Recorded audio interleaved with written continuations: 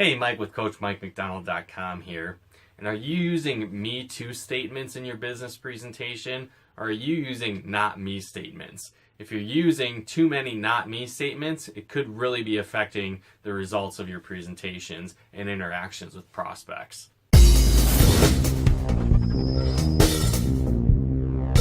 So, one thing that can happen is that people focus too much on the differences and not the similarities when they're having conversations with prospects or when they're building their business and doing business presentations. And ideally, you want to create rapport quickly and trust and credibility quickly. And one of the easiest ways you can do that is by using effective me too statements. Basically, you want to come off as you're on the same side as your prospect, or you guys relate on a lot of different things. And again, this doesn't mean you have to be fake and be like a yes man and say like you agree with everything that your potential customer or prospect thinks. That's not what I'm talking about. It's more so the idea of how you're framing your conversations with them. You're looking for similarities and how you can relate and me too statements rather than emphasizing differences and, not me and,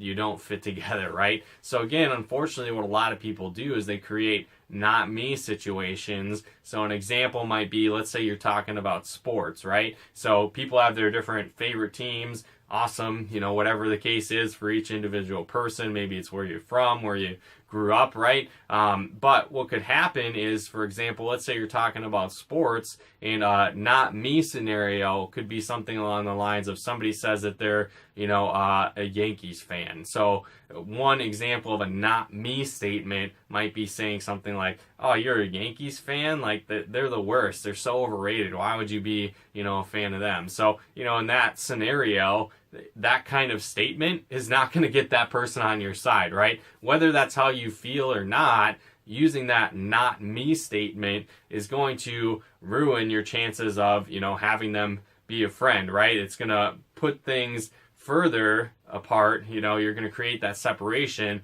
rather than, them relating and feeling like, oh, you're the same as me, right? And so an example of doing that with a me too statement, if somebody said they're a Yankees fan, you'd be like, oh, cool, so you're a Yankees fan. I'm a big baseball fan myself. How did you originate having them be your favorite team? Or how did you choose them to be your favorite team, right? And so in that example, I'm not attacking them. I'm not saying, oh, you're stupid for liking that team. Instead, I'm saying, oh, that's cool. I like baseball as well. You're creating that me too situation. And then you're asking them a question to find out more information about that, right? And so again, this is a way to quickly build rapport rather than creating rifts by using me too statements. So again, you don't have to be fake, but like in that baseball scenario, I wasn't just directly attacking them. I was just finding some type of similarity in that situation on how we could relate. So I'm sure you've had a conversation with someone before, right? Maybe it's kind of small talk and maybe it's not going back or the flow isn't really there, right? But then all of a sudden you find something that you guys both relate on, and the guard just drops instantly and the conversation just naturally flows, right? So again, maybe you're having a conversation and you meet someone and you're on the airplane, right? And you grew up in the same town. It's like, oh, what a small world. Or you're on vacation, you're in another country, and you meet someone from your state. You're like, oh, this is awesome. You're all of a sudden your best friends, you're talking, you're laughing, the guard just instantly drops. And that's what happens when you use me too statements rather than not me statements. So again, you can use this in your business presentations, for example, by using me too statements and framing your story in a way that's going to relate to a lot of other people. So again, everybody has different backgrounds, right? When they see your business, different situations, but most people have similar situations that they go through, right? I don't care if you make a ton of money or no money. A lot of times you could be frustrated, with your boss, right? Or maybe you're frustrated with your work hours, or maybe you don't see your kids enough, right? So, or maybe you work all the time, or you don't have the freedom that you want. So whether you're making a ton of money or no money, those still could be issues for you, right? So again, if you're talking scenarios like that using me too statements like, hey, when I first saw this, I was frustrated.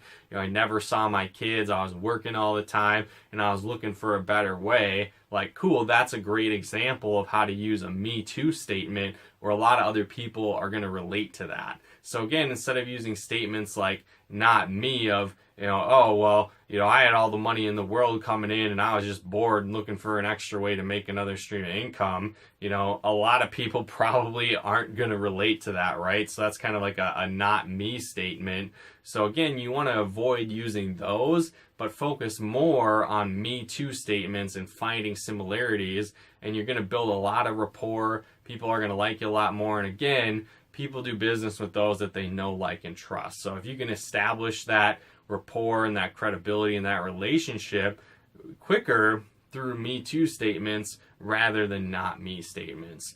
So again, hopefully you guys got some benefit and value out of this video. If you did, feel free to comment and share. And if you are struggling in your business, one thing that I find that happens a lot is that people don't know how to prospect and recruit, right?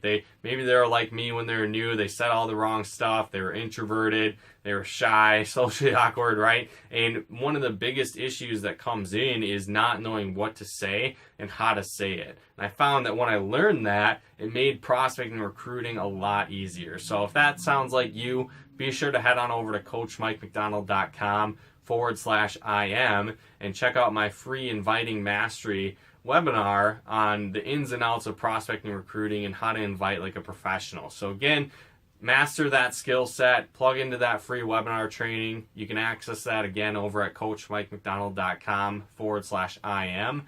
But thanks again for tuning in. We'll talk to you more soon.